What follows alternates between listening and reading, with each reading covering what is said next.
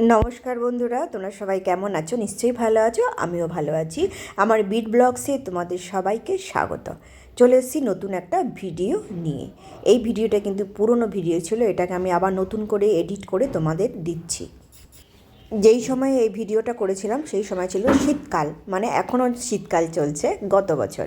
তো আমি প্রত্যেকবারই শীতকালে বড়ি দিই, তো সেইবারও ঠিক বড়ি দিয়েছিলাম। বড়ি দিয়ে আমি নিচে চলে এসেছি। এরপরে আমি রান্না শুরু করব। তো সেদিনকে তথাকথিত ওই ভাত ডাল এগুলো করিনি, একটু অন্য রকমের রান্না করেছি, তাওয়া পোলাও। তো সেটাই তোমাদের সঙ্গে শেয়ার করব। আমি যে বাটিতে জল নিয়েছি সেই বাটিতেই আমি চাল নিয়েছি। তো চাল নিয়েছি 4 বাটি বাসমতি চাল, আর ওর ঠিক ডবল 4 বাটি চাল আর 8 বাটি জল নিয়েছি, কারণ জলটা ওই ভাতের মধ্যেই বসে যাবে।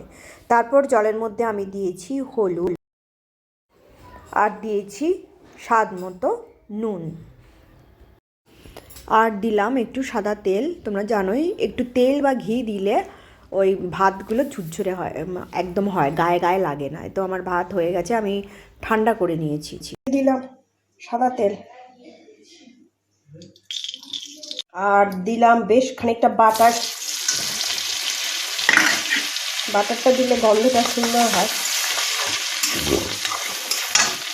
এরপরে দিলাম গোটা জিরে। এই গোটা জিরেটা যতক্ষণ না কালো হবে ততক্ষণ এটাকে আমি নাড়তে থাকবো। জিরে কালো হয়ে গেছে, এবারে দিলাম রসুন। এরপরে দিলাম আদা বাটা। আদাটা কষা হয়ে গেলে দিলাম কুচনো পেঁয়াজ। পেঁয়াজ ভাজা ভাজা হয়ে গেলে দিলাম কুচনো কাঁচা লঙ্কা, বেশ খানিকটা, কারণ একটু ঝাল ঝাল না হলে এটা ভালো লাগবে না খেতে। এরপরে আস্তে আস্তে সমস্ত সবজিগুলো আমি দিয়ে দেবো। প্রথমে দিয়েছি ক্যাপসিকাম, তারপরে একটু গাজর দিলাম, তারপরে দিয়েছি বিনস। সবজি যে যার পছন্দ মতো দিতে পারো, এর মধ্যে ফুলকপিও দিতে পারো। মশলাগুলো ভাজা হয়ে যাওয়ার পরে পেঁয়াজটা ভাজা ভাজা হয়ে গেছে আর মশলার কাঁচা গন্ধটা চলে গেছে। তারপরে আমি সমস্ত সবজিগুলো দিয়ে দিলাম। প্রথমে গাজর, বিনস আর ক্যাপসিকাম দিয়ে আমি এটাকে একটু ভাজা ভাজা করব। এটা স্লাইড ঢেকে দেবো। এটাকে যতক্ষণ না সবজিগুলো নরম হচ্ছে ততক্ষণ এটা ঢাকাই থাকবে। এরপর টমেটোগুলো দিয়ে দেবো।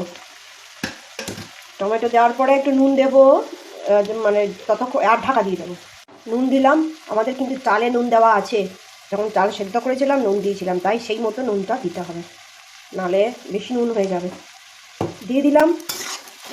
এরপরে একটু হলুদ দেবো। হলুদও তাই, চালে হলুদ দিয়েছিলাম তাই এখানেও হলুদ একটু কম দেবো। দিয়ে নাড়বো। সবজি হয়ে গেছে সেদ্ধ। এরপরে আমি ওতে দিলাম শুকনো লঙ্কা গুঁড়ো। শুকনো লঙ্কা গুঁড়ো যে যার আন্দাজ মতো, যে যেমন খাবে ঝাল সেরকম। কাঁচা লঙ্কা দিয়েছি, তারপরে 2 চামচ দিলাম শুকনো লঙ্কার গুঁড়ো। আর আসল যে মশলা সেটা হচ্ছে এই পাওভাজি মশলা। যে কোনো গ্রসারি শপে পাওয়া যায় পাওভাজি মশলা। এটা আমি পুরো 1 প্যাকেটই দিয়ে দিয়েছি, যেহেতু আমার চালটা বেশি, চাল অনুযায়ী দিতে হবে। দিলাম গরম মশলা। তুমি ঘরেও গুঁড়ো করে নিতে পারো, আমি প্যাকেট কিনে নিয়ে এসেছি সানরাইজের। এটা দিয়ে এবার এটাকে নাড়বো 2-3 মিনিট। চাল অ্যাড করবো আস্তে আস্তে, যাতে চালগুলো না ভেঙে যায়। আমার যেহেতু লোহার কড়াই, সেহেতু একটু কালচে কালচে কালার আসে। লোহার কড়াই কালচে কালার আসে। ননস্টিকের কড়াই আছে কিন্তু বড় না, ছোট, যার জন্য আমি এই কড়াইটাতেই করলাম। অ্যালুমিনিয়াম কড়াইটাও ছোট।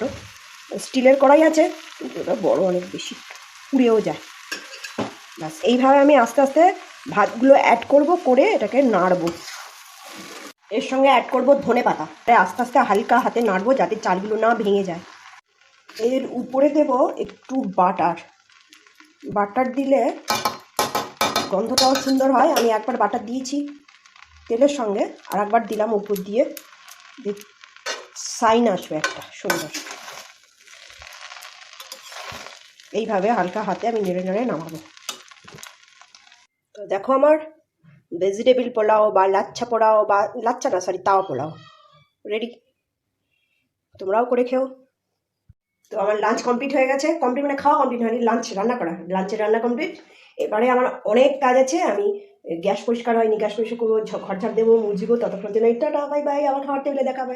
আমি আজকে খাবো তাওয়া পোলাও, আর এটা হচ্ছে আলুর দম আর পেঁয়াজ। পেঁয়াজটা আমি আজকে অন্য রকম করে করেছি। সরি, পেঁয়াজের মধ্যে দিয়েছি একটু বিট নুন আর লেবুর রস, ধনে পাতা, চাট মশলা দিয়ে মাখিয়ে আর কাঁচা লঙ্কা দিয়ে মাখিয়ে খাচ্ছি। আর এদিকে আচার আছে।